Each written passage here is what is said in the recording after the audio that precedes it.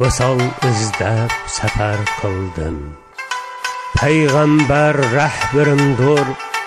Ulu Kur'an gündüz kuyaşım, keçeler kökte ayımdır. Allah yiganıdır şeksiz, Muhammed elçisi berhak digen uşbu güzel sözler benim âli şuarımdır.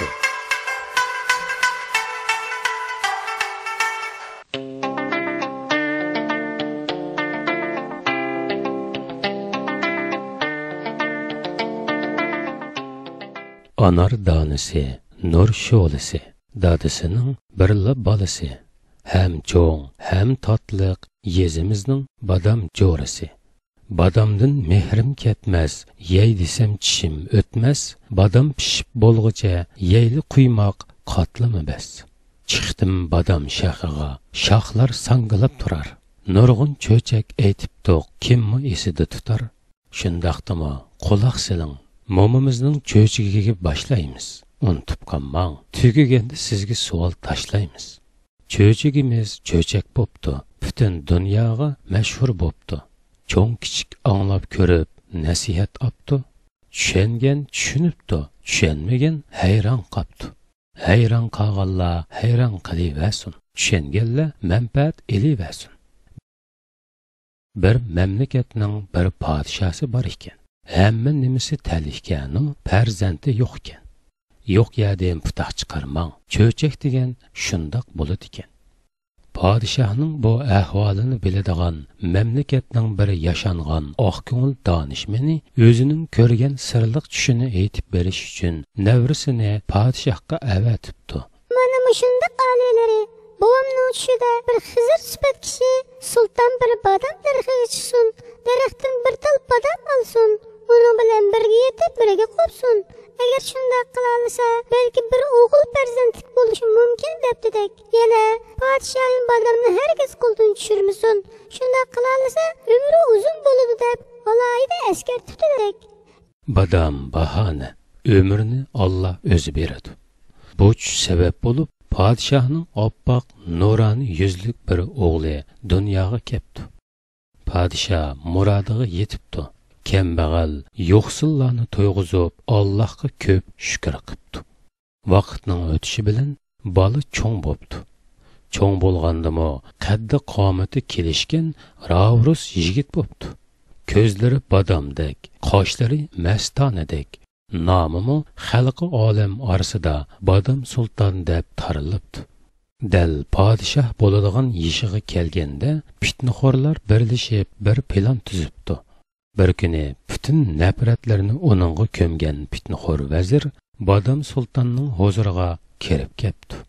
Ey Badam sultanım, sizga desem atanızning odamlari sizning jiningizni qashlavatidi. Otasining o'g'li podshoh bo'lib qolarmi deb sizga ko'p hasad qilishyapti. Ulardan ko'p o'shar bo'lg'aysiz.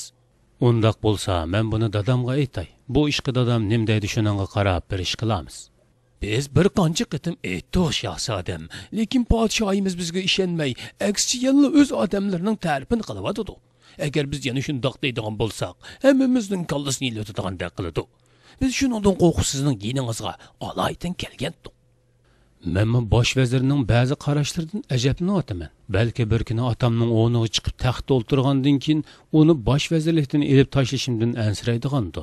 Şundaq şahzadam, şundaq.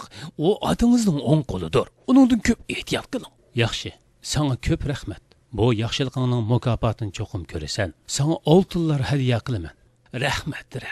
Amma o chaqchi qo'lingizda bir narsa qolsa andin. Biror narsa qolsa? Bu nima gap endi? Otam o'lib ketsa hamma narsa men qoladi-ku. Amma şahzadam, ko'rmayapam siz. Adınız xazinani qandoq sarf qilyapti? Her günü degidek pufur alağı yemeylik, kiyim keçek, pul taqtıvadıdı. Bunda taqat qılıp tursa, xazini qandaq to'shaydi. Texe, bosh vazirmi atыңızga tüydürmasdan, dost yarellerge oltun kömüşlerini toşuvadıdı. Şundaq deyişki boludu ki, o atыңız ölmesden burun xazinini tügütürtüşün qastavadıdı. Toğru dedin. Bu meningmi diqqatimni tortdi. Xazinini yalang to'shlarga, atrofidagi lolmalarga taqti versa, qandaq bo'ladi? bizga piqsiqlik qilib ularga buzib chechyotadi. Men chiqimda xohlagancha pul xarjlamayman. Balki u kambag'al yo'qsul deyilganlarning meningkidan ko'proq pul bo'lishi mumkin. Ba, shahzodam, ba. Yana tek qarang, otangiz masjidlar, toliblar qolmay hammasiga yordam beryotadi. Ular nima deb o'zining ishini o'zi qilmaydi ekan. Biz avval o'zimizning g'amida bo'lishimiz lozim edi. Xalq degan azaldan yo'qsizlikqa ko'nik bo'ladi. Ularni yo'qsul deb o'laverib, biz kambag'al bo'lib qolsak qandoq bo'ladi? To'g'ri. Haqiqatan shundoq. Ammo biz nima qila olamiz? Qo'limizdan hech kelmaydi. Bu ishni biz do'stlar bilan maslahatlashib qo'ydik. Agar ma'qul desangiz, sizni otangizning o'rniga chiqara olamiz. Nima? Otamning o'rnigami? Bu qandoq mumkin bo'lsin? Dunyoda mumkin bo'lmaydigan hech ish yo'q shahzodam. Agar biz tezroq qo'l solmasak, otangizning odamlar bizdan burun qo'l silib, bizni ujuqtirib o'tadi.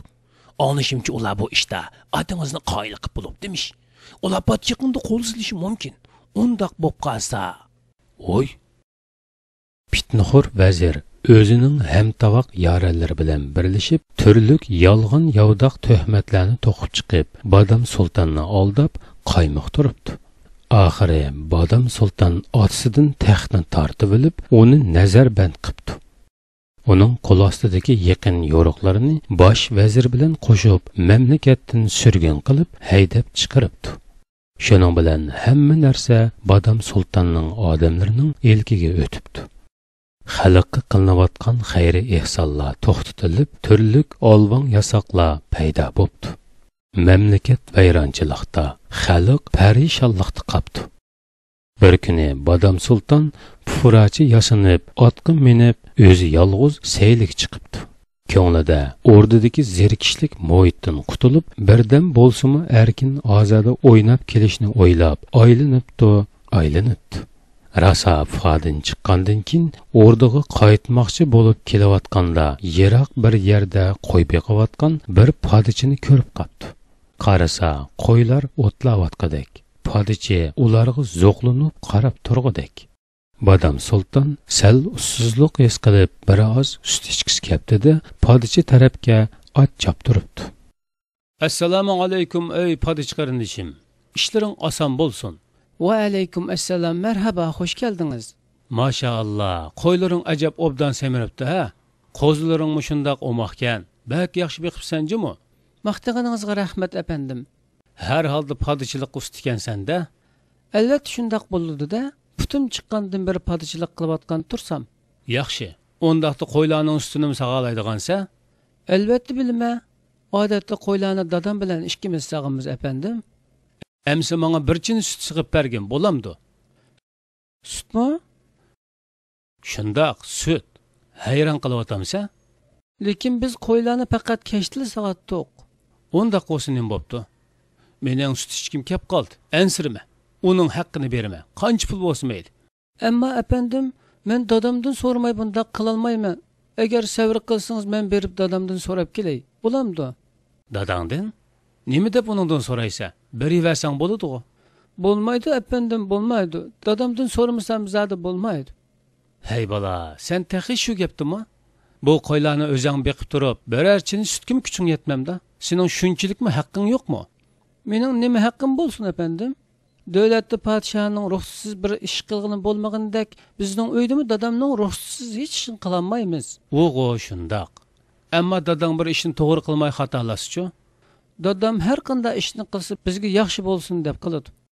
Yo'q, gapimni tushunmading. Agar to'g'ri qilmasa da'vataman. Bu chaqda sabr qilma.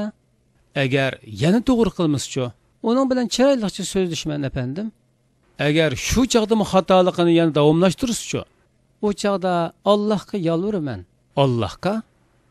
Agar yanili unimasa yoki o'ngshalmasa-chi, uningdan keyin uning hech ishi aralashmayman. Allohga havola qildimmi? Bo'ldi. Dadam xato ish qilsa-mi, itoat qilaveraman. Men xato deb qaragan ishni balkim dadamning to'g'ri bo'lib qilishi mumkin. Agar dadamning qilgan ishidan sang ziyon yesa-chi, undaq bo'lmaydi. Hech bir dada o'z bolasiga ziyon selishni xohlamaydi. Uni hargiz o'tga ishtirmaydi efendim. Undaqda bolalar, shundoq, bolalar otlarga qarshi isyon qilishi mumkin. Siz Badam sultonning ishini bilmagan o'xshaysiz-a? Qarang, u pitnixo'rlarga aldinib o'z dadasini zindonga tashladi. Bu gaplarni sana dadang deb berdimi? Yo'q, Hafiz mollam deb berdi. Hafiz molla dedingmi? Kim u? Yurtimizning o'liması.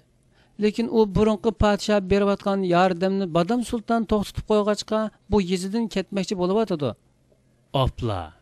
Sen berib Hafiz mollaga degin. Hech yerga ketmay turib tursin. Nima? Ketmisinmi? Nimishqa? Shundoq. Sen shundoq desanglar bo'ladi.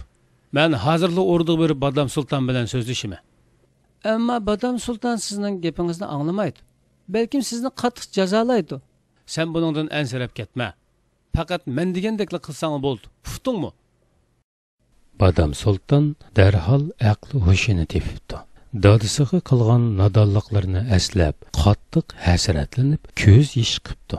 Shuning bilan o'rniga qaytgandan keyin o'zining sodiqlarini chaqirib, shu kecha hech kimga uqtirmay barliq fitnaxo'rlarni tutishga buyuribdi. Kecha o'rnida nima ishlarning yuz berayotganligini hech kishi bilmabdi. Bu chaqda Badam sulton dadisining yeniga kirib, uning ahvolining og'irligini ko'rib, ko'p xursanddi. Dadisi onda-sonda ko'zini ichib qo'yib, yana yumib olg'adek, yana ichib qo'yib, yana yumib olg'adek. Nafsi qisilib, qiynalib, azoblanayotgandek.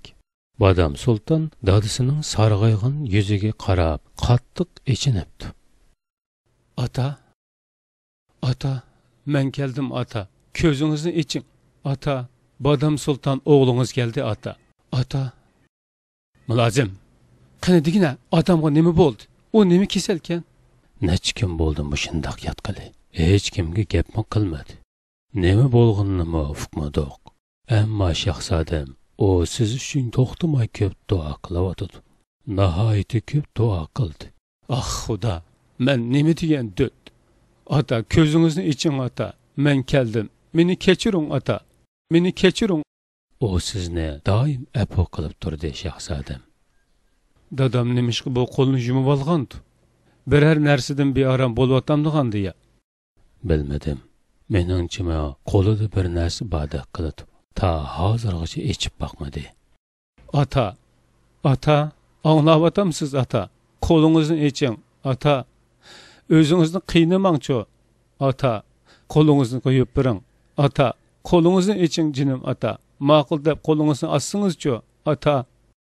Podshoh ota o'g'lining so'zlarini anglabdi-da, uning to'g'ri yo'lga qaytganligidan ko'p xursand bo'lib, qo'lini ichib beribdi. Shahzoda qarasa, otasining olqinida rangi o'ngib ketgan bir tal badam turg'idek. Aslida u Badam sultonning umri uzun bo'lsin deb, uni qo'ldan tushirmay yuribdi-ekan.